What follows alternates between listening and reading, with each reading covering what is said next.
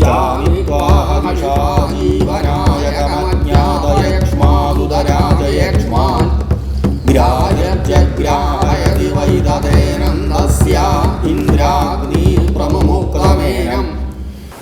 வணக்கம். நான் உங்கள் ஈரோடு உதயகுமார். பல ஜோதிட தகவல்கள் நம்முடைய நேயர்களுடைய விழிப்புணர்வுக்காக பல பதிவுகள் தொடர்ந்து காணொளிகளாக கொடுத்துக்கிட்டே வரோம். இன்றைக்கி நாம் ஆய்வு செய்யக்கூடியது ஒரு மனிதருடைய ஆயுள் அப்படின்னு சொல்லக்கூடிய விஷயத்தை தான். ஒரு எல்லோருக்கும் அவர்களுடைய ஆயுளினுடைய பலம் என்னன்னு தெரிஞ்சுக்கிறதுக்கு நிறைய விருப்பம் இருக்கும். இந்த ஜோதிடத்தை ஒரு ஜாதகத்தை ஆய்வு செய்துட்டு அவர்களுடைய ஆயுளை எப்படியெல்லாம் நிர்ணயம் செய்வாங்க அப்படிங்கிறது பல குறிப்புகள் இருக்குது. தெரிஞ்சுக்கிட்டோம்னா நமக்கும் ஒரு நன்மையான விஷயமும் கூட.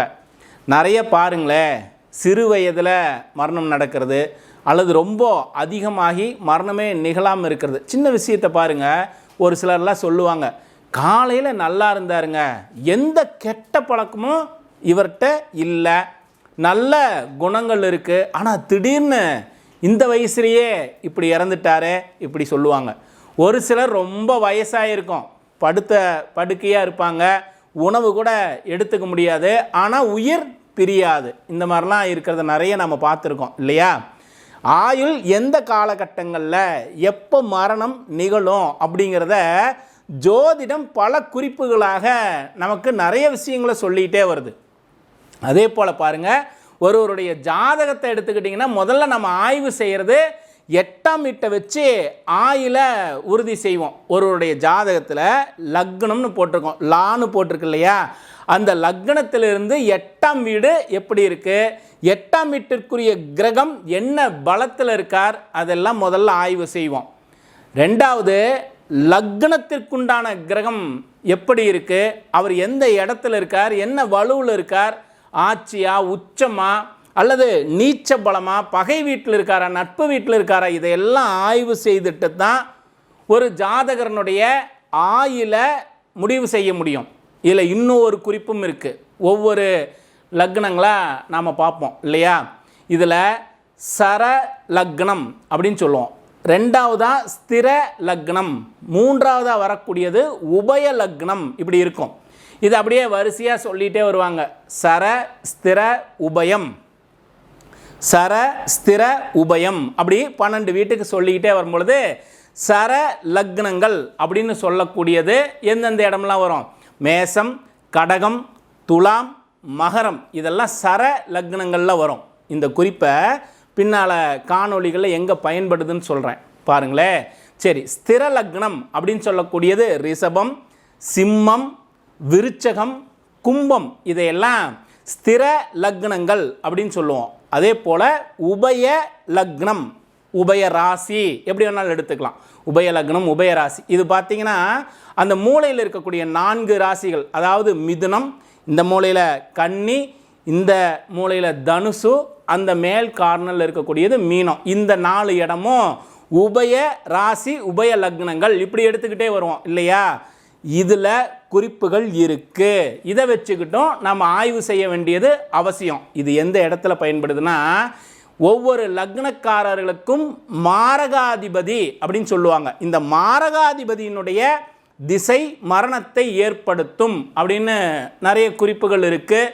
மாரகாதிபதியினுடைய திசையில் மரணம் நடக்கும் அப்படின்னா சின்ன வயசுலேயே மாரகாதிபதி திசை வந்துருதா, அது ஒரு குறிப்பு வேணும்ல. அப்படி சின்ன வயசுலேயே மாரகாதிபதி திசை வந்து திசையில் மரணம் அடையாதவங்க இருப்பாங்க. ஒரு சிலருக்கு நல்ல திசை நடந்துக்கிட்டு இருக்கும், ஆனால் மரணம் நிகழும். இதில் நிறைய குறிப்புகள் இருக்குது. இதை ஆய்வு செய்கிறது நிறைய விஷயங்களை நம்ம நிறைய இதற்காக நேரத்தை ஒதுக்கி தான் ஆய்வு செய்து பலன் எடுக்கிறோம். பெரும்பாலான ஜோதிஷர்கள் இந்த மரணம் தொடர்பான விஷயத்தை ஆய்வு செய்யாமல் இருப்பாங்க. ஏன்னா இது எப்போல்லாம் தொடருமோ அப்போல்லாம் என்ன ஆகும், நிறைய தடைகள் எல்லாம் வரும். இதே காணொளி நேற்று பேசினோம், ஆனால் என்ன ஆயிடுச்சு, நேற்று பேசின காணொளியில் சரியான வாய்ஸ் ரெக்கார்ட் ஆகலை. நிறைய குறிப்புகள் பேசினோம், இந்த குறிப்புகளில் வாய்ஸ் சரியாக ரெக்கார்ட் ஆகலை. இன்றைக்கி மறுபடியும் மீண்டும் அந்த பதிவை பேசுகிறோம். அப்போது இந்த மரணம் சம்பந்தப்பட்ட விஷயங்களை நாம் ஆய்வு செய்கின்ற பொழுதும் பேசுகின்ற பொழுதும் சில தடைகள் ஏற்படுவது அனுபவ ரீதியாகவும் உண்மைதான். சரி, சின்ன சின்ன குறிப்புகள் தெரிஞ்சு வச்சுக்கணும் இல்லையா?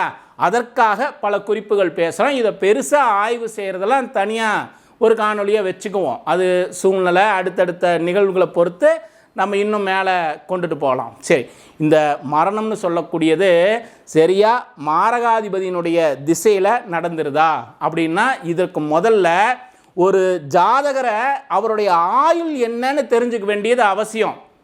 ஒருவருக்கு தீர்க்க ஆயுள் இருக்கும், ஒருவருக்கு மத்தியம ஆயுள் இருக்கும், ஒரு சிலருக்கு அற்ப ஆயுள்னு சொல்லுவாங்க, இந்த மாதிரி இருக்கும் இல்லையா?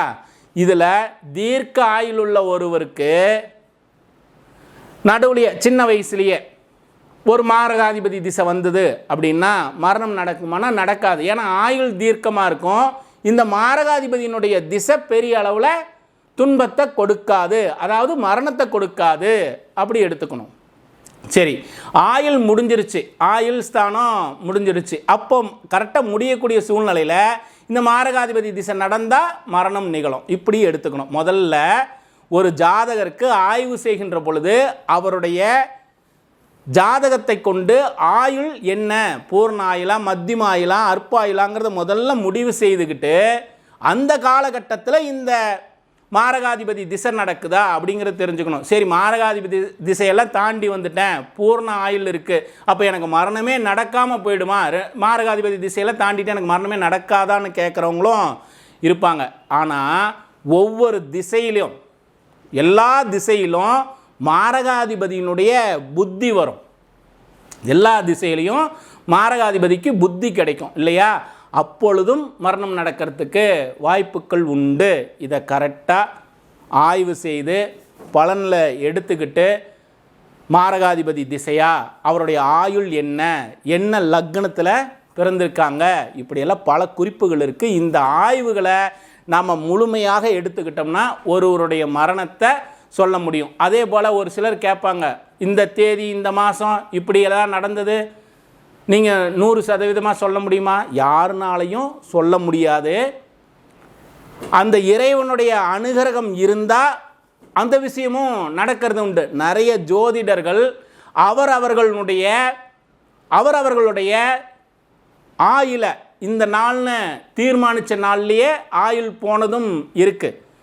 நாமே ஒரு குறிப்பு சொல்லியிருந்தோம், இந்த தேதி இந்த மாதம் இந்த வருடத்தில் உங்கள் அப்பாவுடைய ஆயுள் கொஞ்சம் சிறப்பு இல்லாமல் இருக்குன்னு சொன்ன தேதி அன்னைக்கு நடந்ததும் இருக்குது. ஆனால் இதை ஜோதிடம் மட்டும்னு எடுத்துக்கக்கூடாது. இது ஜோதிடத்தில் மட்டுமே இது நிகழ்ந்தது. இது கொஞ்சம் நம்ம ஒவ்வொரு காணொளிகளிலும் பேசுகிறோம் இல்லையா? தியானம் செய்யுங்க, மூச்சு பயிற்சி செய்யுங்க, இறைவனை முறையாக வழிபாடு செய்யுங்க, இப்படிலாம் சொல்லிக்கிட்டே வரோம். இந்த இறை வழிபாடு, இறைவனுடைய அனுகிரகம் இருந்தால் தான் அப்படி ஒரு விஷயம் நிகழக்கூடியதை உங்களால் சொல்லக்கூட முடியும். அப்போ ஜோதிடம்னு சொல்லக்கூடியது வெறும் கணித முறைகளில் மட்டுமல்ல, படித்ததை மட்டுமே வெளிப்பாடு பண்ணுறதுல எல்லாம் உங்களுக்கு ஒரு ரிசல்ட் வந்துடாது. அந்த இறைவனுடைய அனுகிரகமும் பூர்ணமாக வேணும்.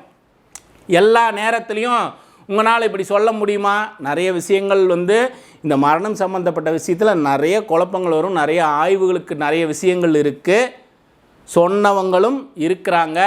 எல்லாருக்கும் அந்த மாதிரி சொல்ல முடியுமாங்கிறதும் கிடையாது. ஆகையினால இந்த ஒரு விஷயத்தை பெருசாக ஆய்வு செய்யும் பொழுதும் கவனமாக இருக்க வேண்டியது அவசியம். சிறு சிறு துன்பங்கள் நிகழ்வதை உணர்ந்த பிறகு உங்களுக்கு நான் ஒரு சின்ன குறிப்பாக இந்த விஷயத்தை சொல்கிறேன். ஏன்னா பல குறிப்புகள் இருக்குது இல்லையா? ஜோதிடத்தை அப்படியே சொல்கிறதுக்கும் இந்த ஆய்வுகளுக்கு பிறகு சொல்கிறதுக்கும் நிறைய விஷயங்கள் இருக்குது. நிச்சயம் இந்த ஒரு குறிப்பை தெரிஞ்சு வச்சுக்குவோம், யாருக்கு என்ன மாதிரி ஆயுள் இருக்குது அப்படிங்கிறத தெரிஞ்சுக்கிட்டு அதுக்கப்புறம் பலன் சொன்னோம்னா இன்னும் நற்பலன்கள் கூடி வருங்கிறதுனால இந்த குறிப்பை பற்றி பேசுகிறோம்.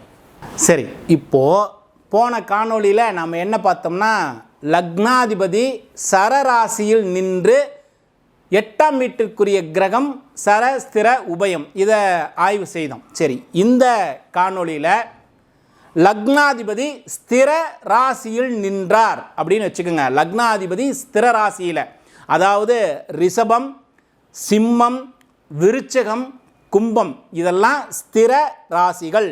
இந்த ஸ்திர ராசியில் லக்னாதிபதி போய் நின்றுட்டார். இதை ஒரு குறிப்பாக அப்படியே வச்சுக்குவோம். அடுத்தது 8ஆம் வீட்டு ஆய்வு செய்கிறோம் இல்லையா, 8ஆம் வீட்டிற்குரிய கிரகம் அதே போல் ஸ்திர ராசியில் நின்றாங்கன்னா, அதாவது ஸ்திர ராசியில் லக்னாதிபதி நின்று அதே ஸ்திர ராசியில் ஏதாவது ஒரு இடத்துல, ஸ்திர ராசி 4 ராசி இருக்கு இல்லையா, ரிஷபம், சிம்மம், விருச்சகம், கும்பம், இதில் எந்த இடத்துலையாவது 8ஆம் வீட்டிற்குரியவர் நின்றார்னா இந்த ஜாதகருக்கு அற்ப ஆயுள் அப்படின்னு முடிவு பண்ணணும். இதில் சின்ன வயசாக இருந்தாங்கன்னா இவர்களுக்கு மாரகாதிபதி திசை நடந்ததுன்னா துன்பத்தை கொடுக்கும். இதை கொஞ்சம் ஆய்வு செய்துக்கணும். இன்னும் ஆய்வுக்கு நிறைய விஷயங்கள் இருக்குது. பொது பலனாக இந்த விஷயத்தை நாம் எடுக்கிறோம். லக்னாதிபதி ஸ்திரராசியில் நின்று 8ஆம் வீட்டிற்குரிய கிரகமும் ஸ்திரராசியிலேயே நின்றதுன்னா அற்ப ஆயுள். இதில் மாரகாதிபதி திசைகீது ஏதாவது நடக்குதாங்கிறதையும் ஆய்வு செய்யணும். இன்னும் ஆய்வுக்கு ஒரு தனிப்பட்ட ஜாதகத்தை அதிகமாக ஆய்வு செய்துட்டு பலன் எடுக்கணும். நாம் பொது பலனாக இந்த விஷயத்தை வச்சுக்கிறோம். சரி, இதே ஸ்திரராசியில் லக்னாதிபதி நின்று 8ஆம் வீட்டிற்குரிய கிரகம் சரராசியில் நின்னாங்கன்னா, அதாவது சரராசின்னு சொல்லக்கூடியது மேசம், கடகம், துலாம், மகரம், இந்த இடத்துல 8ஆம் வீட்டிற்குரியவன் நின்று உங்களுடைய லக்னாதிபதி ஸ்திரராசின்னு சொல்லக்கூடிய ரிஷபம், சிம்மம், விருச்சகம், கும்பம் இங்கே நின்னாங்கன்னா மத்திம ஆயுள் அப்படிங்கிறத எடுத்துக்கணும். இந்த மத்திம ஆயுள்னு சொல்கிறோம். வயது மத்திம வயதில் மாரகாதிபதி திசை நடக்குதாங்கிறத ஆய்வு செய்ய வேண்டும். அப்படி ஆய்வு செய்துக்கிட்டு பலன் எடுக்கும் பொழுது கொஞ்சம் அற்புதமான பலன்கள் ஜோதிடர்களுக்கு கிடைக்கும். இதை நிறைய விஷயங்கள் ஏன் பதிவு செய்கிறோன்னா, பொதுவான பலனாக இந்த ஒரு விஷயத்தை எடுத்துக்கிட்டாலும் மாரகாதிபதியாக வரக்கூடிய கிரகம் என்ன பலத்தில் இருக்குது, அது இருக்கக்கூடிய ஸ்தானம் என்ன, இதெல்லாம் ஆய்வு செய்வோம். அதே போல் வக்ரம் ஆகுதா, யோகியா, எல்லா விஷயங்களையும் ஆய்வு செய்துக்கணும். ஒரு பிறந்த தனி மனிதனுடைய ஜாதகத்தை பல விதத்தில் ஆய்வு செய்துட்டு தான் ஒரு மனிதனுக்கு ஆயுளை நிர்ணயம் செய்யணும். இந்த ஆயுளை நிர்ணயம் செய்துக்கிட்டு தான் அடுத்தடுத்த பலன்களை நாம் சொல்லிக்கிட்டே வரணும். சரி, இன்னும் ஒரு குறிப்பாக பேசுவோமே. லக்னாதிபதி ஸ்திர ராசியிலேயே இருக்கிறார். மூணாவதாக இன்னொரு விஷயம், உபயராசியை பார்க்கணும் இல்லையா. 8ஆம் வீட்டிற்குரிய கிரகம் உபயராசியில் நிற்கிறார்னு வச்சுக்கோங்க. மிதுனம், கன்னி, தனுசு, மீனம், இந்த 4 இடத்துல உபயராசி 8ஆம் வீட்டுக்குரிய கிரகம் அங்கே நின்று உங்களுடைய லக்னாதிபதி ஸ்திரராசியில் நின்றால் தீர்க்க ஆயுள். இதையும் நாம் குறிப்பில் எடுத்துக்கணும். அப்போது ஒரு ஆய்வு செய்கின்ற பொழுது ஜாதகத்துக்கு என்ன திசை நடக்குது, அந்த திசை மாரகாதிபதி திசையா அல்லது பாதகாதிபதி திசையா. பாதகாதிபதி திசைங்கிறது கெடுபலனை கொடுக்கும். மாரகாதிபதி திசை கெடுபலன்களை விட மரணத்தை ஏற்படுத்துறதுக்காக தான் அதை ரொம்ப அதிகமாக நம்ம ஆய்வில் எடுத்துக்கிறோம். அது நம்மளுடைய ஆயுள் எந்த அளவுக்கு இருக்கோ அந்த ஆயுளினுடைய பலத்தை பொறுத்து தான் நம்ம பலனை நிர்ணயிக்கணும். தீர்க்க ஆயுள் உள்ளவனுக்கு போய் திசை மாரகாதிபதி திசை நடக்குதுன்னு நம்ம வெறுமனே சொன்னோம்னா பயத்திலேயே பாதி பிரச்சனைகளை அவங்களே உருவாக்கிக்குவாங்க. அப்போது இறைவனுடைய வழிபாடு ரொம்ப ரொம்ப அவசியம். எல்லா நிலைகளிலும் இறைவனுடைய அனுகிரகம் நமக்கு வேணும். இதையெல்லாம் வரக்கூடிய நபர்களுக்கு தொடர்ந்து சொல்லுங்கள். உண்மையிலே சொல்லக்கூடிய பலன் இன்னும் இந்த மாதிரி விஷயங்களை பின்பற்றும் பொழுது இன்னும் அற்புதமான பலன்களாக கிடைக்குங்கிறது உண்மைதான்.